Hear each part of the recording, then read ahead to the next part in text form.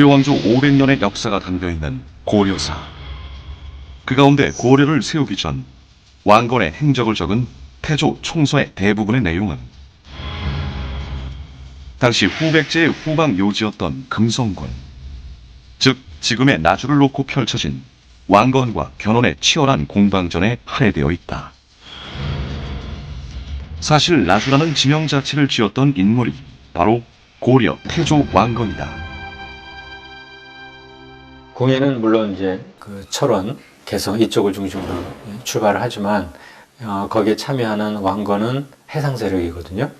이때 그 전주는 이 광주와 함께 이 전라도의 육상을 책임지는 육상의 중심지가 되고, 이 나주는 그 해상의 중심지가 되는 그런 셈이죠. 따라서 이 광주는 견훤을 지지하는 세력이 됐고, 나주는 왕건을 지지하는 그런 그 지역 기반이 되는 거예요. 그러니까 그 견훤과 왕건이 싸움을 할 때는 결국 광주와 나주가 싸움을 하는 거고, 이건 곧 육상 세력 대 해상 세력의 대립이 되는 그런 셈이죠.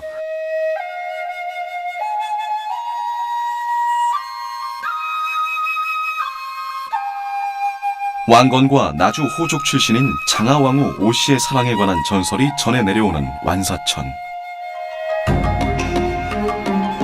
왕건은 나주를 기반으로 영산강 유역, 특히 지금의 서남해안 지방을 확고하게 장악해 자신의 세력권에 편입시킨다.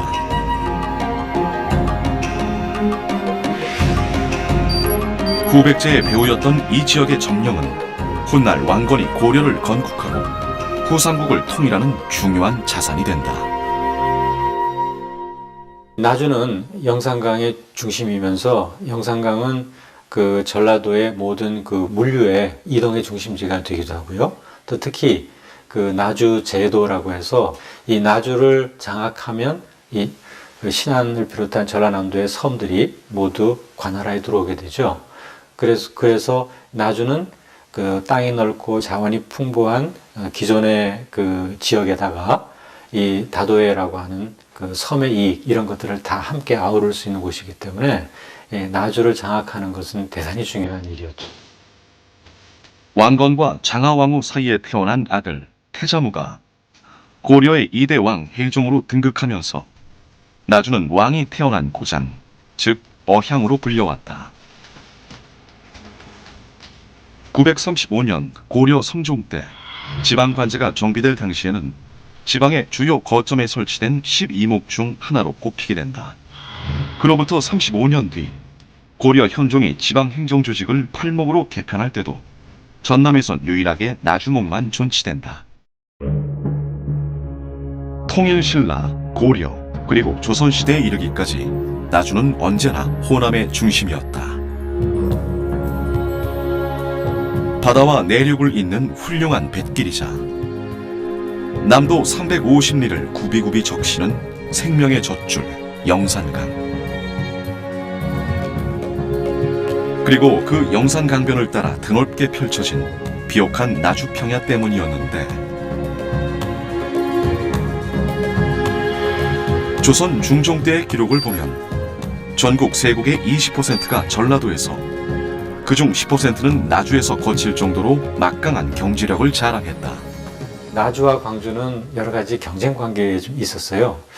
그런데 나주는 여전히 중앙과 이렇게 좀 좋은 관계를 유지하고 있었고, 이연년의 난이라고 해서 그 무신 정권 때 난을 일으키는 그 중심지가 그 원효혈인데 거기가 담양이거든요. 그래서 곧 광주죠. 그래서 이쪽은 그 반중앙적인 성격을 좀 광주가 많이 가지고 있었죠. 그렇기 때문에 조선에 들어와서도 아무래도 광주보다는 나주를 중시하게 됐고, 그래서 여전히 조선시대에도 전라도라는 명칭을 쓰게 되죠. 조선시대에도 여전히 목의 지위를 유지했던 나주. 목을 맡아 다스리던 목사는 정삼품 외직으로 행정, 사법, 군사의 권한을 갖고 있었고, 지방관 중에서는 관찰사 바로 아래 직급으로 상당히 높은 지위였다. 나주 목사의 관사였던 목사 내야. 조선시대의 나주 목사를 역임한 이는 무려 306명. 그중 유일하게 목사로 2번 부임한 이가 있으니 바로 광해군 때의 유석증이다. 청렴하여 백성들의 신망이 드높았던 유석증.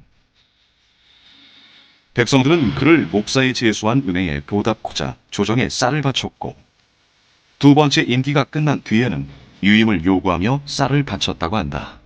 그 조선왕조실록에 나와 있는 기록을 보면 이게 유석증 목사가 그 청신 선치 이렇게 돼 있더라고요. 그래서 이제 청자는 청렴하다, 신자는 삼갈 신자입니다. 그래서 그리고 이제 선치니까 선정을 베풀었다 이런 뜻 아니겠습니까?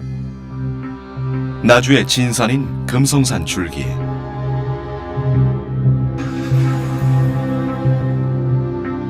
이 금성산과 나주의 젖줄인 영산강은 한양의 남산과 한강에 자주 비견됐는데, 고 지도를 보면 배산임수의 지세와 사대문의 모습이 수도 한양과 매우 흡사하다. 이중환의 택리지에도 금성산을 등지고 남쪽으로 영산강이 흐르니 도시의 지세가 한양과 비슷하고 이름난 인재가 많이 난 곳이라는 구절이 나온다. 서울의 숭례문에 해당하는 나주 읍성의 남고문. 그 웅장한 모습을 보면 과거 작은 한양이라 불리던 나주의 영화를 짐작할 수 있다. 한양을 가보지 않은 사람들이 나주에 가면 한양의 모습을 볼 수 있었다, 이렇게 얘기가 되고 있었습니다. 그래서 이제 이런 부분들이 나주가 예전에는 그 아주 대처였기 때문에 나주 구경도 할 겸 이제 나주 구경하면서 대략 한양과 비슷한 모습을 볼 수 있었다, 이런 얘기였던 걸로 생각을 합니다. 동전문이라고 불리는 나주 읍성의 동문. 과거 영산강 뱃길과 한양을 통하는 육로는 모두 이 동전문을 통했다. 동전문의 2층 누각. 이곳엔 유부로소라는 편액이 걸려 있는데, 고려말 나주로 귀양왔던 삼봉 정도전이 나주의 부로들에게 당부하는 취지로 이곳에 올라 읽었다는 글이다. 나주 읍성의 중앙에는 동원과 객사를 비롯한 관청 건물이 모여 있다. 그중 하나인 정수루. 목사의 집무실인 동원으로 들어가기 전 이곳에서 의관을 정제했다고 한다. 정수루 동북쪽에 있는 건물이 바로 나주목 관아의 중심 건물인 객사 금성관이다.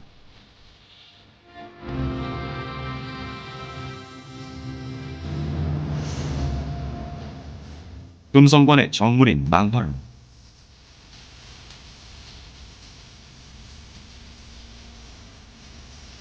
이 층 누각 형태인 이곳을 통과하면 또 하나의 문이 나온다.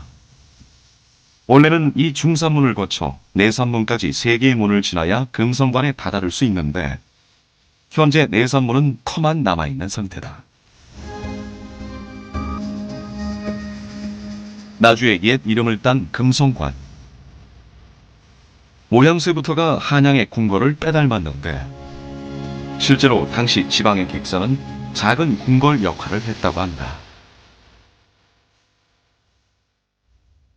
객사라고 하면 우선은 어원적으로는 사람이 묵을 곳이라는 의미가 되는데요. 조선시대에 와서는 객사의 역할이 달라집니다. 객사의 역할이 정청을 두고 양권을 두는 전형적인 모습으로 변화하고요. 그 정청의 역할이 왕권을 상징하는 것으로 변하게 되지요. 그 중앙 집권적인 그런 사회에서 지방을 모두 다 다스릴 수가 없습니다. 그래서 왕을 상징하는 것들을 놔둬야 되는데, 그것이 객사가 그 수행했던 역할 중에 하나였던 거죠. 금성관이라는 것은 원래 나주 객사의 정청의 별칭입니다. 객사의 동서에 위치한 양이커는 지방을 여행하는 관리나 사신의 숙소로 사용됐으며, 가운데 정청에는 임금을 상징하는 전패 또는 골자가 새겨진 위패를 안치해두고, 매달 음력 초하루와 보름, 고을의 관리와 선비들이 모여 임금에게 충성을 맹세하는 망골례를 올렸다. 금성관의 면적은 총 97평. 현존하는 우리나라 지방 객사 가운데 가장 큰 규모를 자랑한다. 정청과 양이콘을 중심으로 정면 5칸, 측면 4칸의 건물 역시 크고 화려해 그 옛날 나주목의 위상을 짐작케 한다. 한옥에는 크게 3가지의 지붕 형태가 있는데 금성관은 단조롭게 이어진 맞대 지붕이 아닌 궁궐 등에서 쓰던 팔작 지붕을 올렸다. 조선시대 나주 목사로 부임한 윤흡은 망화루 중수기에서 금성관의 모습을 이렇게 칭송했다.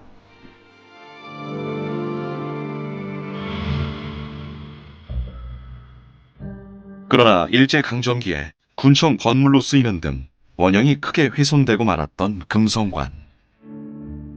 1976년 완전 해체 복원해 현재는 어느 정도 옛 모습을 되찾았다.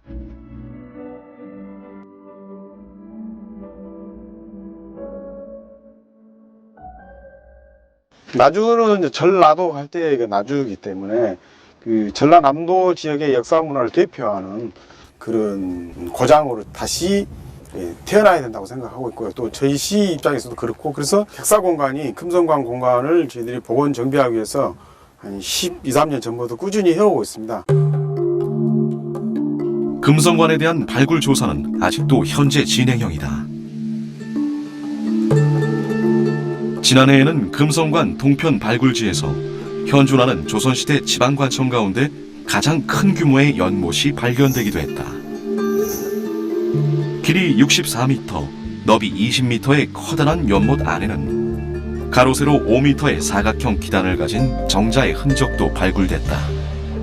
나주 같은 경우는 주변에 굉장히 물 수량이 많았다고 그렇게 기록이 되어 있습니다. 지금 있는 금성관 뒤쪽이나 앞쪽으로 다 물길이 있었다고 하는데 물을 집수하는 역할의 연못이 필요했을 거고요. 그만큼 그 물량에 비례해서 그 연못의 크기도 아마 컸을 겁니다. 그리고 가장 기본적인 목적은 방화수였겠죠. 모든 관청에는 다 연못을 두고 있는데 관청에 불이 나면 그 방화수의 역할을 하게끔 그렇게 연못을 두고 있습니다.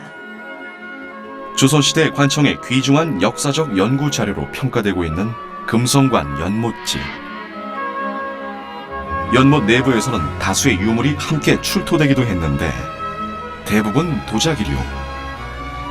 고려 말의 것으로 추정되는 청자도 여러 점 발견됐다. 그 중에서도 발굴팀의 흥미를 가장 크게 자아낸 것은 유물 함정. 도자기의 깨진 단면에 임치첨사라고 적혀있는 조선 후기의 백자 파편이다.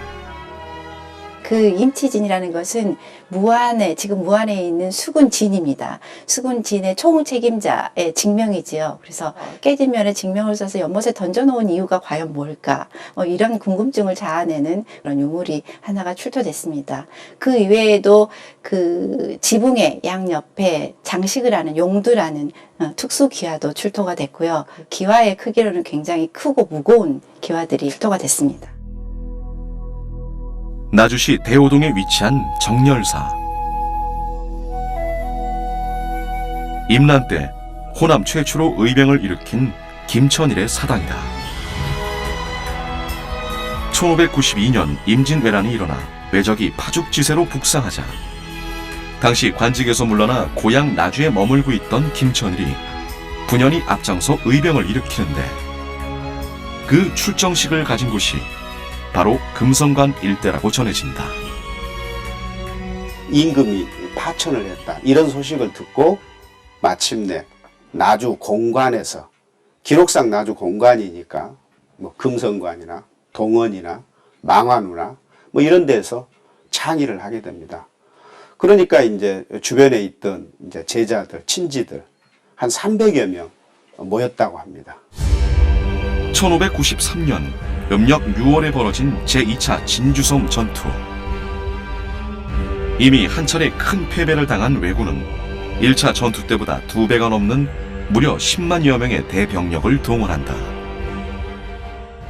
이때 조선군의 주력 부대인 순찰사 권율, 또 의병장 곽재우, 또 명나라 장수 등은 중과 부족이다 해가지고 진주성을 버리자라고 말을 합니다. 자, 이때 김천일 장군은 호남은 조선의 근본이다. 진주가 무너지면 호남도 위험하다. 이런 말을 하면서 진주성을 지키자고 그럽니다. 그러자 화순 출신 경상병사 최경애, 또 남원 출신 충청병사 황진, 그 외에 고종우 이런 많은 호남 의병장들이 진주성을 지키러 성 안으로 들어가죠. 외적의 10만 대군을 상대로 진주성을 사수하기 위해 남은 호남 의병의 숫자는 불과 3천여 명. 중과부적의 싸움이었지만 그들은 호남을 지키고 나라를 구하기 위해 마지막 순간까지 항전했다. 그러나 끝내 성은 함락되고 말았다.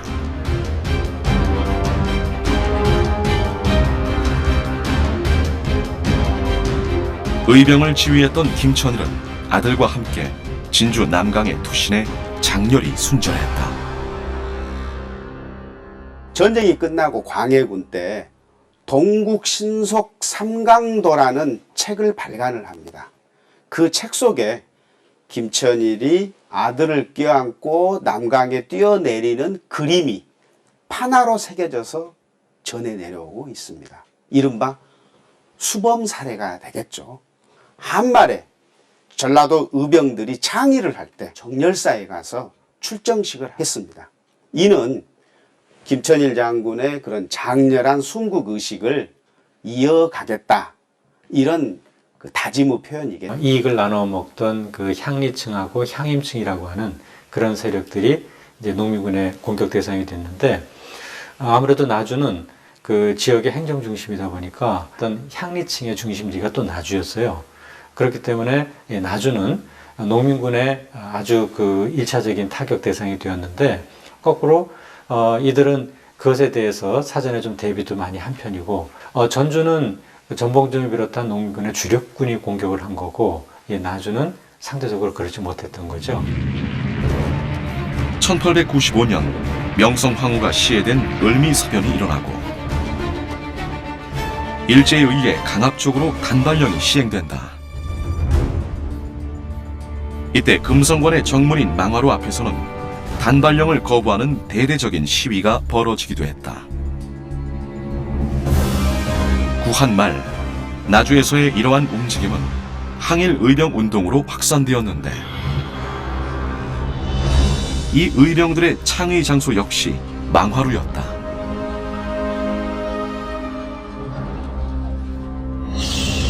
항일 의병 봉기와 동학의 진화, 근세 나주의 이 엇갈린 선택을 어떻게 해석해야 할까? 보수가 애국으로 표현되는 게 이제 의병이 되겠죠. 그러나 보수가 그야말로 지키려고 한다면은 이제 반민중적인 형태로 표출이 되겠죠. 동학의 봉기가 뭡니까? 경제적으로 똑같이 살자, 신분제도 없애자라는 거 아니겠습니까? 나주의 엘리트층들로서는 수용하기가 어렵겠죠. 그러나 만약에 외적이 침입을 하면 그 공격의 칼날이 바로 또 애국으로 가니까 그런 상반된 결과가 나올 수 있겠죠. 들불처럼 타올랐던 나주의 의병 봉기. 당시의 정황을 한 일본인 관리는 이렇게 기록했다.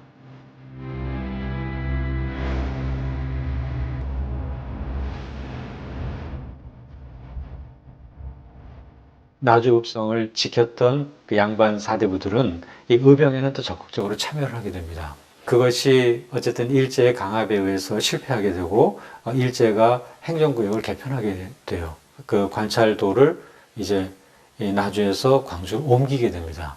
그러니까 나주 입장에서 보면은 어떻게 보면 굉장히 억울한 일이기도 하겠죠. 의병운동을 전개했는데 그 결과 그 남도의 수부로서의 지위를 광주에 넘겨주게 되고, 그 이후 결국 나주는 찾아오지 못하는 그런 결과를 맞았죠. 이런 과정은 우리가 굉장히 짚어볼 필요가 있는데요.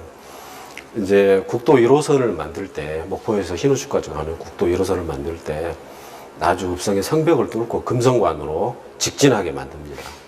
그리고 성벽 그 좌우에 나주 경찰서, 한쪽은 그 일본의 동본원사계열의 벌용사라는 절이 이렇게 들어서게 됩니다. 결국은 이렇게 되죠.